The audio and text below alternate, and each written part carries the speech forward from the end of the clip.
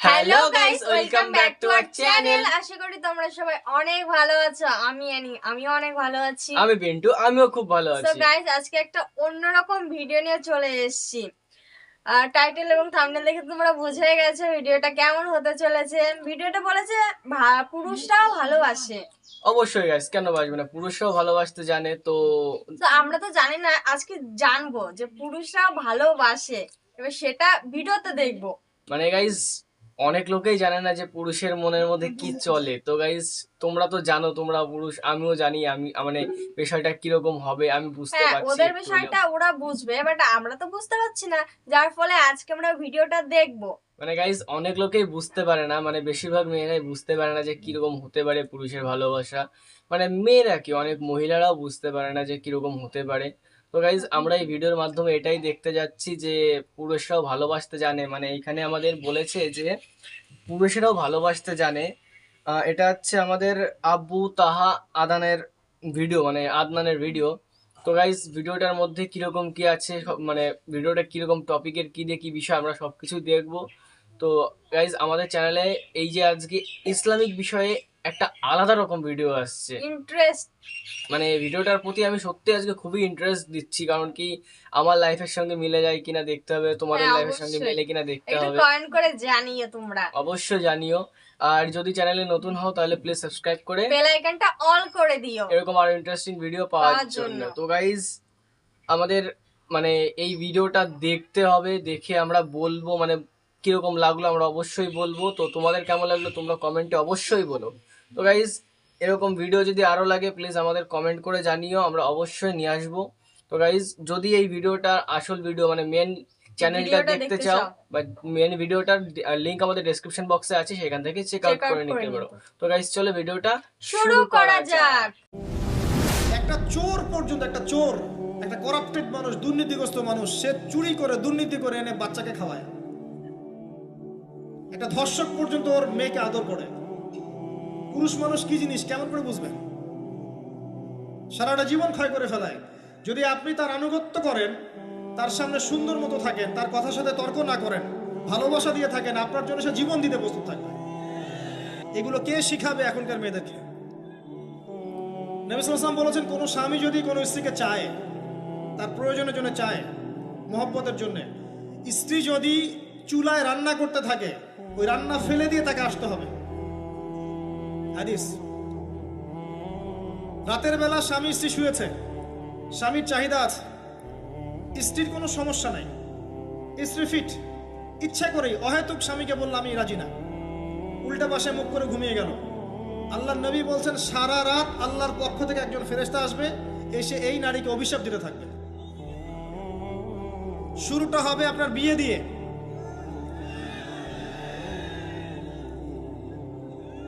এত এক্সাইটেড হওয়ার কিছু নাই, কারণ এটা এমন একটা বিষয় যেটা করেন নাই বলে এক্সাইটমেন্ট বাড়ছে, করার পরে পস্তাতেও পারেন।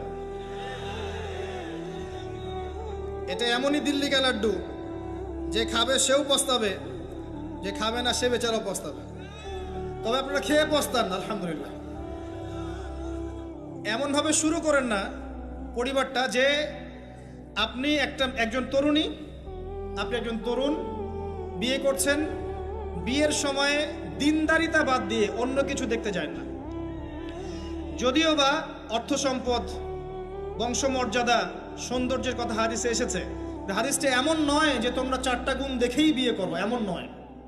হাদিসটা এমন নয়, অনুবাদটা অনেকেই ভুল করে, অনেকেই ভুল করে। হাদিসে বলা হয়নি কখনো 4টা গুণ দেখেই বিয়ে করো, এটা নয়। বরং বলা হয়েছে 4টা গুণ দেখে বিয়ে করা হয়। কথা কি বুঝতে পারছেন? কেউ এটা দেখে, কেউ এটা দেখে। তোমরা দিনদারিতা দেখো, না হলে তোমাদের হাত ধুলোয় ধূসরিত হবে। হাদিসটা এমন। এক্ষেত্রে কি আমরা বলবো, প্রথমত বিয়েটাকে সহজ করে দেন। বিয়েটাকে সহজ না করলে সমাজে জেনা বাড়তে থাকবে, এবং জেনা বাড়ার কারণ আছে। যখন পর্নোগ্রাফিটাতে ফ্রি অ্যাক্সেস দেওয়া হয়েছে, মানুষ রাতের বেলা পর্ন দেখতে পারে, কেউ বাধা দেওয়ার নাই। উপরের সেকশন থেকে কিন্তু এটাকে বন্ধ করে দেওয়া যেত। পৃথিবীর অনেক কান্ট্রি আছে যেখানে অনেক কিছু চলে না। চাইনিজরা ফেসবুক ইউজ করে না, করে? ওরা কি উন্নত জাতি না? ওরা তো এখন আমেরিকাকে যদি বলে ওঠো উঠবে, আমেরিকাকে বসতে বলে বসবে। ওরা এমন জায়গায় চলে গেছে। ওই ইউক্রেন ইস্যু নিয়ে আমেরিকা আর ন্যাটো আর এই ব্রিটেন আর ফ্রান্স আর ইসরায়েল কিছুই করতে পারবে না ইনশাআল্লাহ, বিকজ এখানে একটা বড় অ্যালায়েন্স আছে চায়না এবং রাশিয়ার, কিছুই করতে পারবে না। বরং এর উদ্দেশ্য, যে উদ্দেশ্যে এটা কাজ করেছিল তারা, এটাতে সফল হবে না তারা ইনশাআল্লাহ।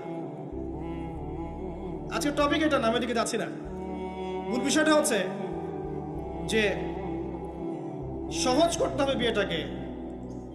উপযুক্ত বয়স হয়ে গেলেই একটা উপার্জনের সোর্স খুঁজবেন আগে। বেকার অবস্থায় বিয়ে করতে যাবেন না, উপার্জনের সোর্স খুঁজবেন, তারপরে আপনি আপনার পরিবারকে বলবেন আমার বয়স হচ্ছে, আমাকে বিয়ে দাও। এবার আসেন, বিয়ের সময় দিনদারিতা ছাড়া অন্য কিছু দেখতে যায় না। এরপরে যদি সে সুন্দর হয় বা সুন্দরী হয় বা ভালো বংশের হয়, অথবা দেখা যায় যে ভালো টাকা পয়সা ওলা ইত্যাদি ইত্যাদি, এটা আপনার নূরুন আলা নূর, এটা বোনাস। কিন্তু এগুলো যদি নাও থাকে, শুধু দিনদারিতা থাকে, আপনি রাজি হয়ে যান। পরিবারের কর্তাদেরকেও বলবো যে মেয়ে বিয়ে দেওয়ার সময় ছেলের টাকা পয়সা দেখতে যায় না, ছেলের স্ট্যাটাস দেখতে যায় না বেশি বেশি, পরে দেখবেন এই মেয়ে ওর ঘরে গিয়ে পস্তাচ্ছে। আর ছেলের পিতাদেরকেও বলবো, ছেলেকে যখন বিয়ে দিবেন, একটা মেয়েকে কিনে নিব আর সাথে কিছু যৌতুকের টাকাও নিব, এই টেন্ডেন্সি নিয়ে বিয়ে করতে যায় না। ওই বিয়েতে বারাকা বেশি, যেখানে খরচ কম, যেখানে বেশি হট্টগোল নাই।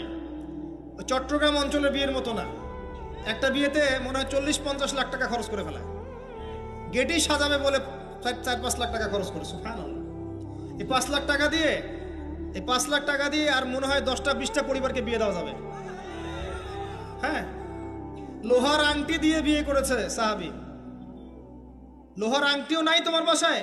বলছে না ইয়া রাসূলুল্লাহ, লোহার আংটিও তো নাই আমার বাসায়। তাহলে কি করবা? কোরআনের কয়টা সূরা জানো? যে এই সূরাগুলো জানি, এগুলো শিখিয়ে দিও, যাও, মোহর হয়ে গেছে। কত সহজ বিয়ে, কত সহজ। আর এখন যেটা হয়, মেয়ে খুঁজবে দিনদার বিল গেটস আর ছেলে খুঁজবে দিনদার ক্যাটরিনা। কথা বুঝতে পারছেন? প্রিয় ভাইয়েরা, দিনদারিতাকে প্রাধান্য দেন, আর কিচ্ছু না।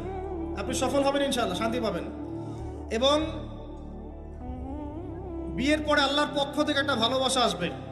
যদি আপনি দেখেন যে আপনার স্ত্রী খাদিজা রাদিয়াল্লাহু আনহার মতো, আয়েশা রাদিয়াল্লাহু আনহার মতো, হাজেরা আলাইহিস সালামের মতো সবর করেনেওয়ালা, যে আপনাকে দিনের পথে এগোতে সাহায্য করে, তাহলে আর অন্যদিকে চোখ দেওয়ার দরকার নাই, রাজি হয়ে যান। এরপর আপনার পরিবার শুরু। এখানে উভয়ের মাঝে হৃদ্যতা, ভালোবাসা থাকতে হবে। তবে আরেকটা কথা বলে রাখি, সবাই মনোযোগ দিয়ে কথাটা শোনেন। একটা পরিবারের ভিত্তি শুধু ভালোবাসা দিয়ে টিকে থাকে না।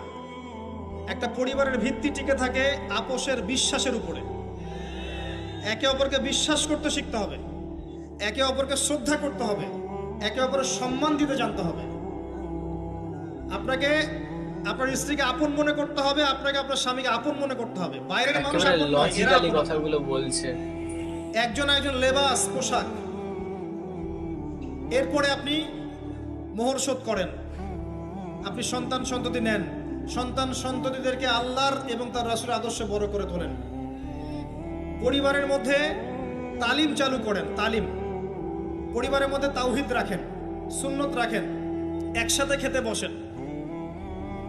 স্ত্রীকে হাদিয়া দেন, স্ত্রীকে গিফট দেন, তাকে মাঝে মাঝে ঘুরতে নিয়ে যান, তাকে নিয়ে রিফ্রেশমেন্টে যান, তাকে সময় দেন, তাকে টাইম দেন, তাকে সময় দেন। নবী সাল্লাল্লাহু আলাইহি ওয়াসাল্লাম আয়েশা রাদিয়াল্লাহু আনহার কোলে মাথা রেখে কোরআন তেলাওয়াত করতেন, তার সাথে চাঁদনি রাতে দৌড়েছেন এবং চাঁদ দেখেছেন, সফর করেছেন, রাতের বেলা হেঁটেছেন, সময় দিয়েছেন, খালি পায়ে হেঁটেছেন। সময় দেন। এখন এমন একটা অবস্থা যে পুরুষদেরকে মনে করা হয় যে তারা হচ্ছে মানি মেকিং মেশিন, তারা খালি টাকা পয়সা মেক করবে, আর স্ত্রীরা হচ্ছে ওই চুলা ঠেলবে সারাদিন। আমরা এমন মনে করে নিই আর কি।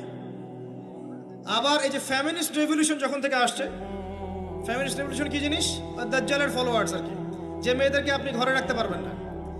তো তারা যখন থেকে এসেছে, ইমার্জ করেছে, তখন থেকে তার একটা কনসেপ্ট দিয়েছে যে পুরুষ আর নারী একে অপরের প্রতিদ্বন্দ্বী।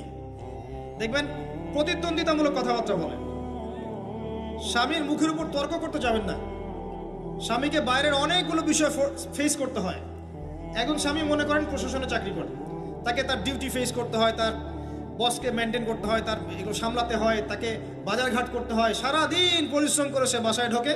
ঢোকার পরে আপনি মুখটা গোমরা করে বসে থাকেন, স্বামী আহলান সাহলান করেন না, তাকে একটু আদর করেন না, মোহব্বত করেন না, তো অটোমেটিকলি তো আপনার দিক থেকে তার মনটা চলে যাবে অন্যদিকে।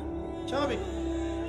আপনি আপনার স্বামীর জন্য সাজেন না, বাইরের মানুষের জন্য সেজে বুঝে আপনি মার্কেটে যান। প্রবলেম সেগুলা। এরা মনে করে স্বামী স্ত্রী একে অপরের প্রতিদ্বন্দ্বী, অথচ এরা একে অপরের পরিপূরক। একে অপরের পরিপূরক। উভয় হৃদ্যতা ভালোবাসায় পরিবার গড়ে ওঠে।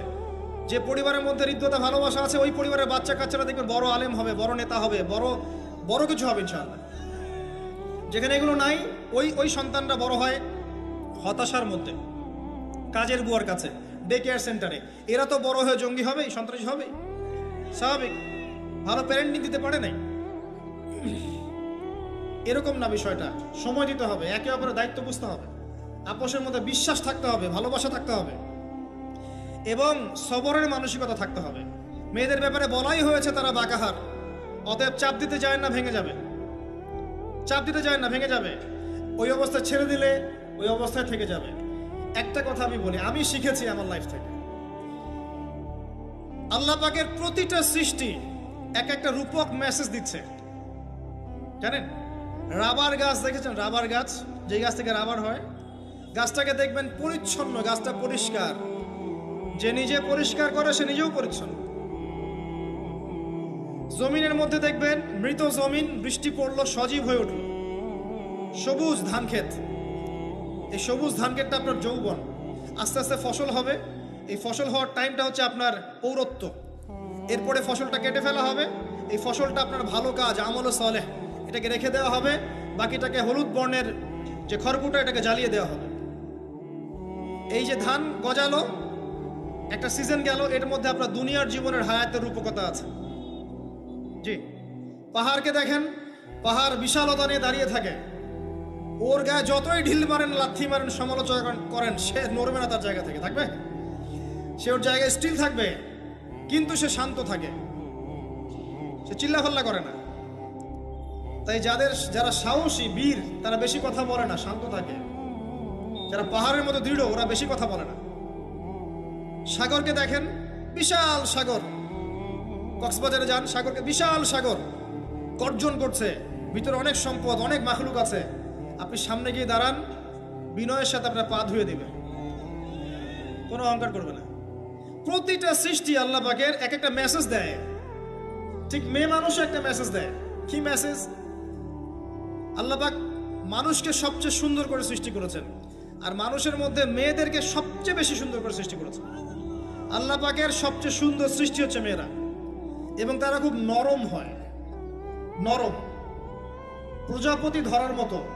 প্রজাপতিকে ধাপ করে ধরতে পারবেন না আপনি। শক্ত করে ধরতে গেলে প্রজাপতি নষ্ট হয়ে যাবে, মরে যাবে।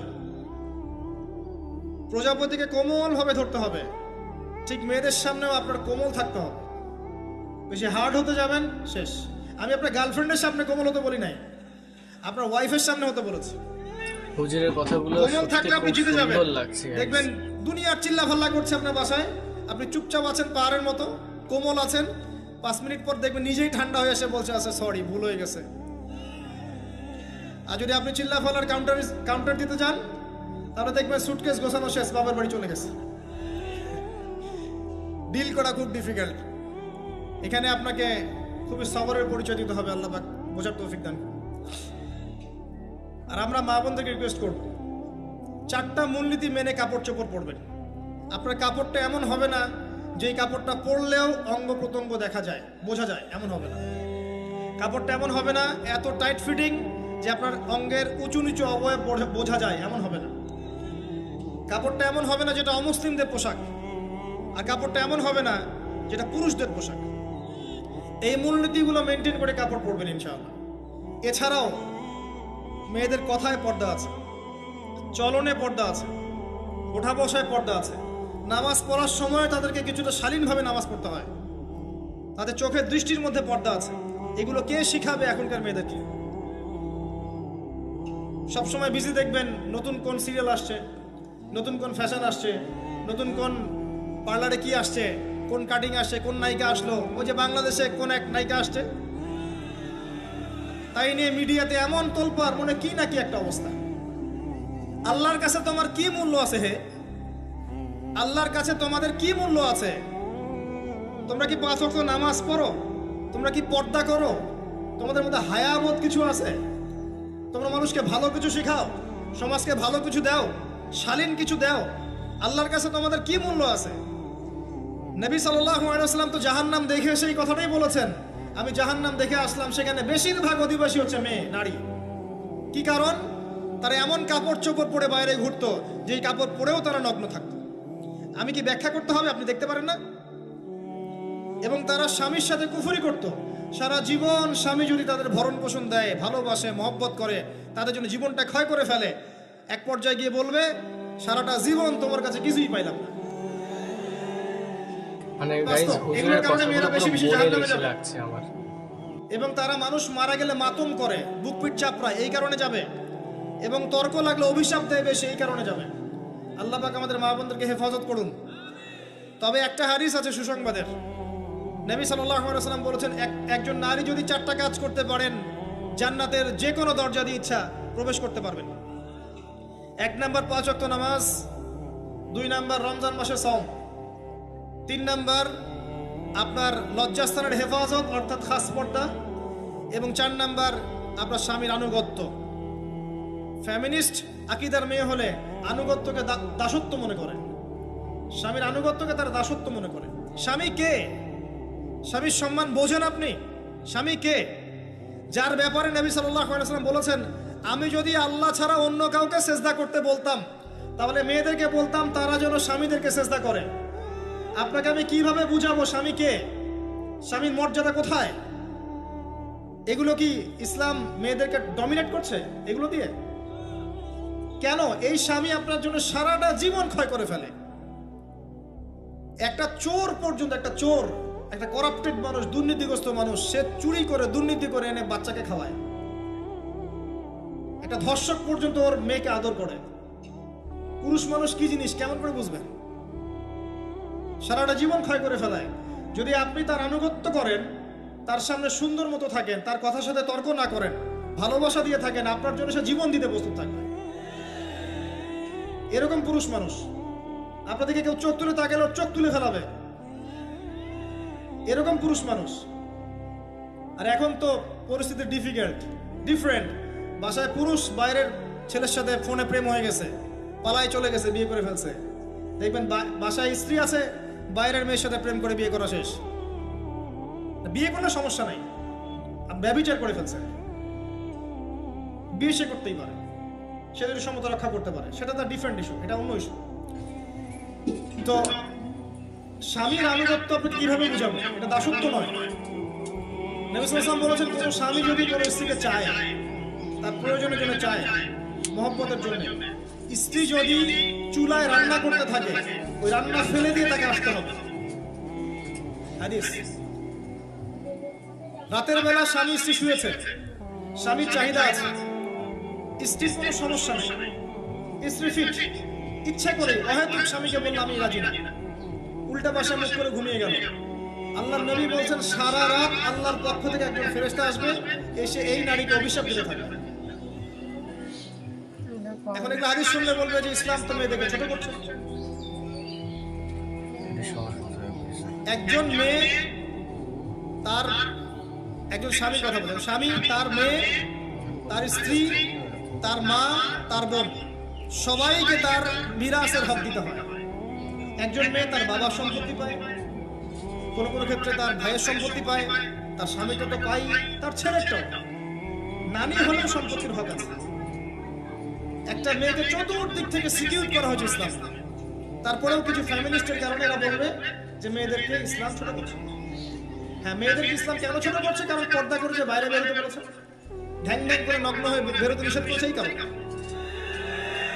যদি বলে যে হ্যাঁ ইসলাম আপনাদেরকে ফ্রি মিক্সিং এর স্বাধীনতা দিচ্ছে, আপনারা সবাই ফ্রি মিক্সিং করেন, গেঞ্জি পরেন, টি শার্ট পরেন, স্যান্ডেল গেঞ্জি পরে বাইরে ঘুরে বেড়ান, টাইট ফিটিং প্যান্ট পরে বাইরে ঘুরে বেড়ান, সব জায়গায় আপনারা ফ্রি মিক্সিং করেন, পর্ন দেখেন, জেনা করেন, মদ খান, ইসলাম খুব ভালো কথা।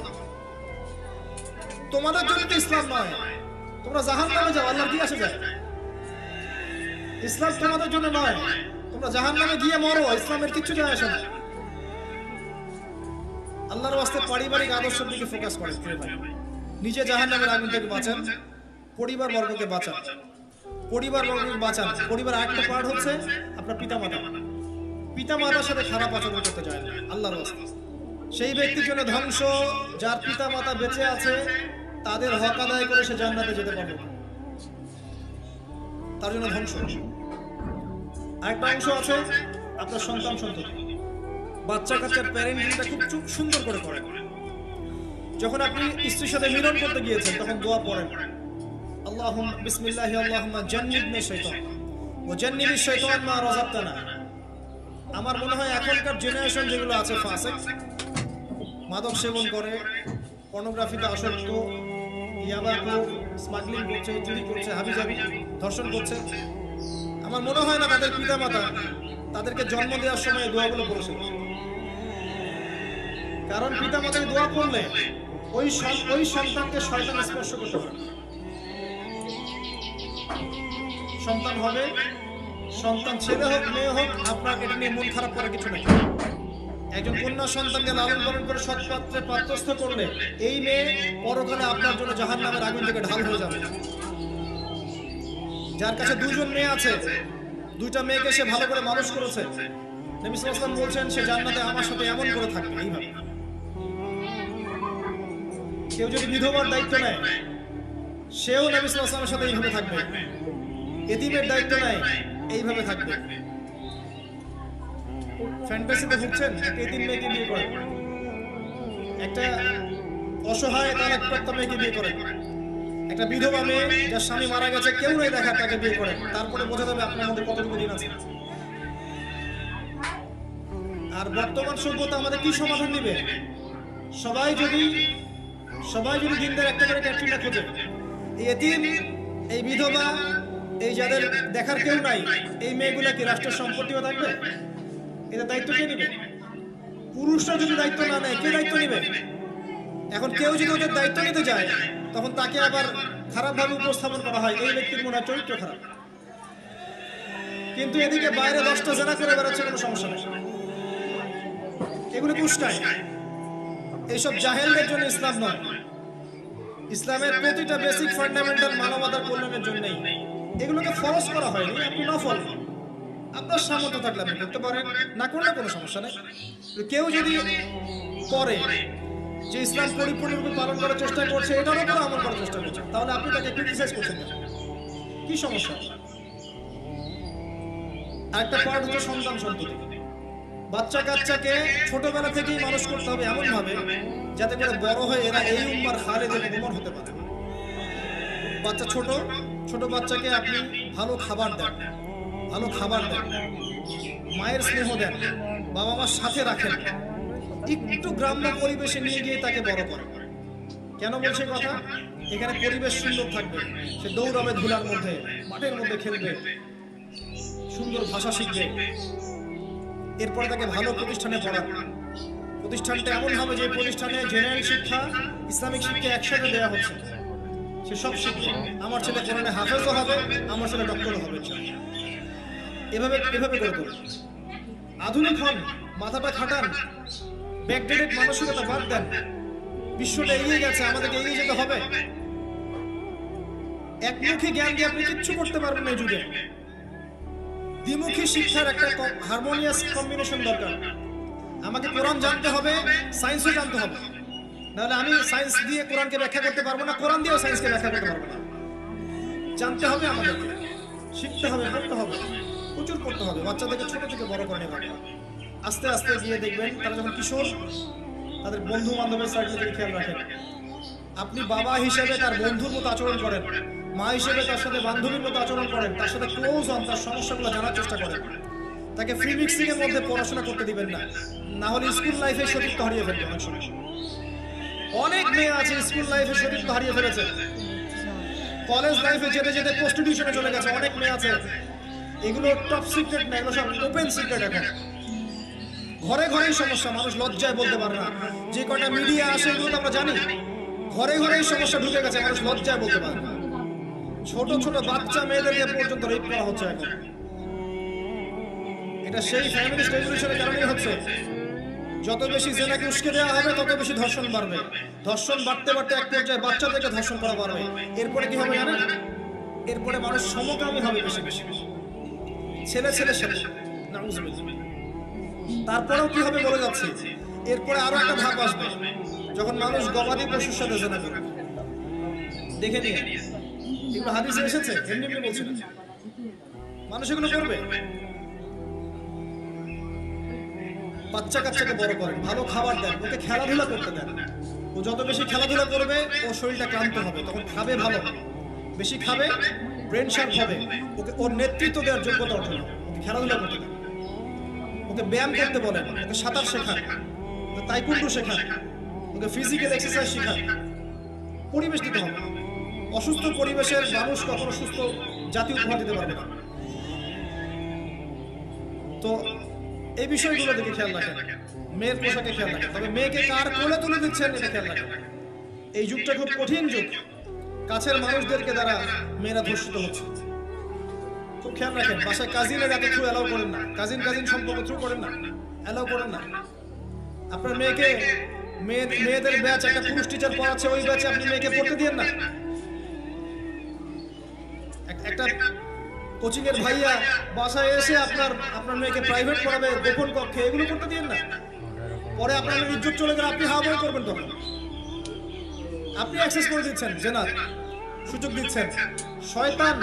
শয়তান উস্কে দিবে, শয়তানদের চাচ্ছেই জেনা করা। থেকে ছেলেদের পরিবেশে পড়া, ওরা বড় হোক, ম্যাচিউরড হোক, যখনই বিয়ের বয়স হয়ে যাবে দ্রুত বিয়ে দিয়ে দেন। বিয়ের পর এরা পড়াশোনা করুক। বিয়ের পর পড়াশোনা করে অনেকে বড় আলেম হয়েছে, অনেকে বড় জাতির নেতাও হয়েছে। আমাদের জাতির পিতার ইতিহাস দেখেন, কত বছর বয়সে তিনি বিয়ে করেছিলেন। ইতিহাস দেখেন, একজন প্রেমময়ী নারী যদি পাশে থাকে, একজন ব্যক্তি বিশ্ব জয় করতে পারে। এই যে প্রমাণ দেখিয়ে দিয়েছে, করেন না? এরকম আগেকার মানুষদেরকে দেখবেন, ম্যাচিউরড হয়ে গিয়েছেন, বিয়ে করেছেন, এরপরে স্ত্রী পাশে ছিল, বিশ্বকে ডিল করেছে, নেতৃত্ব দিয়েছে। এই বিষয়গুলো খেয়াল রাখেন। পরিবারে হারাম ঢুকতে দিয়েন না। পরিবারটাকে ইসলামিক মূল্যবোধে গড়ে তোলেন। এই হাদিসের উপর আমল করেন, আল্লাহ তাআলা তৌফিক দান করুন, আমিন। এরপরে বড় বিষয়গুলোতে যাবেন আপনি ইসলামের খেদমত, ইসলামের প্রচার, ইসলামের প্রসার, Islamic association, Islamic NGO, Islamic হাবিজাবি, এগুলোর দিকে আপনি পরে যান। আগে বেসিকগুলো ঠিক করবেন। এই কাজগুলো যদি আমরা করতে না পারি, তাহলে আল্লাহ পাক ওই যে বলেছে সূরা আরাফ 179 প্রথমে বলেছে, ওর অন্তর্ভুক্ত হয়ে যাবো। তাদের পাপ কি ছিল? তারা যে বেশি বেশি জাহান্নামে গেছে, কি পাপ ছিল? 1 নাম্বার, লাহুম কুলুবুন লা ইয়াফকাহুনা বিহা, ওদের কলব ছিল, উপলব্ধি করেনি।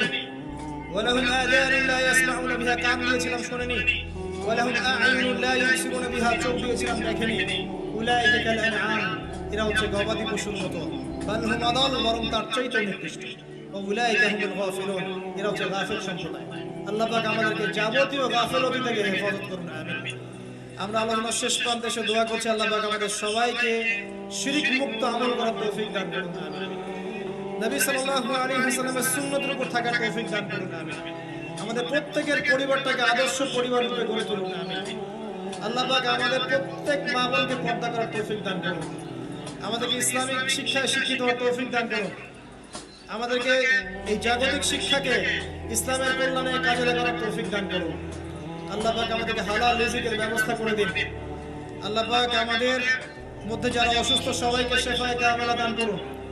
আমাদের মধ্যে যারা মারা গেছে, আল্লাহ পাক সবাইকে মাফ করে দিন। আমাদের প্রশাসনের ভাইদেরকে আল্লাহ পাক হেফাজত করুন, হেদায়েত দান করুন, যাবতীয় অন্যায় থেকে হেফাজত করুন, ন্যায় নিষ্ঠার সাথে দায়িত্ব পালন করার তৌফিক দান করুন। আমাদের ঊর্ধ্বতন কর্তৃপক্ষ যারা আছে, গভর্নমেন্টে যারা আছে, সবাইকে আল্লাহ পাক হেদায়েত দান করুন। আল্লাহ পাক তাদের দ্বারা দ্বীন ইসলামের খেদমত কবুল করুন। সো গাইস, ভিডিওটা খুবই সুন্দর ছিল। আমার তো খুবই ভালো লেগেছে যে পুরুষেরা এতটা মানে পরিবারের জন্য মানে এত অনেক কিছু লড়ে। করতে পারে। তো গাইস, আমি একজন মানে ছেলে মানুষ হয়ে আমি বলছি এইসব কথা, যেসব বলা আমার পক্ষে উচিত না, কারণ নিজেদের প্রশংসা নিজেরা করতে নেই কখনো। মানে প্রশংসা বলো যাই বলো, কারণ না কারণ এটা নিজেদের প্রশংসা বলে কোনো কিছু না, প্রত্যেকটা ছেলেকেই বোঝানো হচ্ছে। নিজেদের কথা নিজেদের বলতে, মানে নিজেরা বলতে আমি ছেলেদের ত্যাগ করেই বলছি যে নিজেদের কথা কখনো নিজেরা বলতে নেই, কারণ নিজেদের সুনাম গাইতে নেই। সেজন্য আমি বলছি যে ছেলেরা পরিবারের জন্য কত কিছুই না করে, মানে এত কিছু করে, তারপরেও এর মুখ ঝামটা, ওর এই কথা শোনা, ওই কথা শোনা, এটা ছেলেদের শুনতেই হয় গাইস। তো কি করা যাবে, এটার জন্যই মানে হয়তো আমরা এসছি, আমরা কাজ করার মেশিন, কাজ করেই যাবো, টাকা এনেই যাবো, এইসব হচ্ছে মেন কথা। তো হুজুর বলছিলেন। তো তোমাদের ভিডিওটা কেমন লাগলো অবশ্যই একটু কমেন্ট করে আমাদের জানিও। আমার খুবই সুন্দর লেগেছে। হুজুরের যত কথাগুলো আছে সবগুলোই আমার, সবটাই ন্যায্য ছিল, প্রত্যেকটা কথা ন্যায্য হ্যাঁ, কথা একেবারে বলেছেন। লজিক নিয়ে কথা বলেছেন, আর গাইস আনলজিক্যালি কোনো একটা কথা কথা বলেননি। হচ্ছে যে এক একটা মেয়ের জন্য এক একটা মেয়ে খারাপ হয়, মানে একটা মেয়ের জন্য হাজারটা মেয়ে খারাপ হয়, এটা এটা হচ্ছে সেরকম বোঝানো হয়েছে ব্যাপারটা। হুজুর সেটা বলতে চাইনি একবারও। চাইনি, কিন্তু একজনের জন্য মানে হুজুর বলতে চেয়েছেন যে এটা হচ্ছে ছেলেদের বিষয় না ভিডিও ছিল। হুজুর বলতে চেয়েছেন যখন ছেলেরা কাজ করে বাড়ি আসবে তখন তুমি একটু হাসি মুখে থাকো, তার সঙ্গে ভালোভাবে কথা বলো, তাহলে হয়তো তার ক্লান্তি মুক্তি হতে পারে তখন। স্বাভাবিক ব্যাপার। হ্যাঁ, হুজুর এটাই বলতে চেয়েছেন যে তুমি যদি গোমরা মুখ করে থাকো তখন মানে তখন তাহলে সেই মেয়েটার দিকে হুজুর মানে হুজুর সেটাই বলছে যে মেয়েটার দিকে কেন তাকাবে সেই ছেলেটা, ও ও ভাববে যে আমি ওর থেকে এটা আরো তো বেটার ন্যায্য পাবো। কথা, এটা ন্যায্য কথা, বাট যে ওর জন্য যে আরেকটা মেয়ে খারাপ হচ্ছে এটাই হচ্ছে বলছি। সব মেয়ে কিন্তু এক না। হুজুর আমি হচ্ছে আরে এটাই ওসব বলছি। কিছুই বলেনি হুজুর যে খারাপ হচ্ছে, ওসব কিছুই না। হুজুর বলতে চেয়েছেন যে একটা মেয়ে যখন তার স্বামীর সঙ্গে কথা বলতে চাইছে না, সে যখন কাজ করে বাড়ি এসেছে ছেলেটা, তখন মেয়েটা গোমড়া মুখ করে অন্যদিকে তাকিয়ে আছে, তখন সেই ছেলেটা কি ভাববে যে আমি এর জন্য এত কিছু করছি, এ অন্যদিকে তাকিয়ে আছে, তখন ছেলেটা অন্যদিকে যাবে, অন্য কোনো মেয়ের দিকে যাবে। তো সেটাই এও বলতে চাইছে, সেটাই আমি তোমাদের একটু এক্সপ্লেন করে বুঝিয়ে দিলাম যে ব্যাপারটা কি হতে যাচ্ছিল।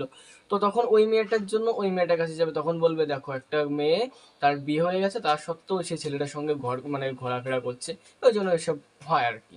তো গাইজ ভিডিওটা আমাদের খুবই ভালো লেগেছে। তোমাদের কেমন লাগছে একটু কমেন্ট বক্সে জানিয়ে দিও। আর চ্যানেলে নতুন হলে প্লিজ সাবস্ক্রাইব করে বেল আইকনটা বেলাইকনটা অল অল করে করে দিও দিও এবং আরো ইন্টারেস্টিং ভিডিও পাওয়ার পাওয়ার জন্য। জন্য। তো গাইজ আজকের মতন এখানে রাখছি।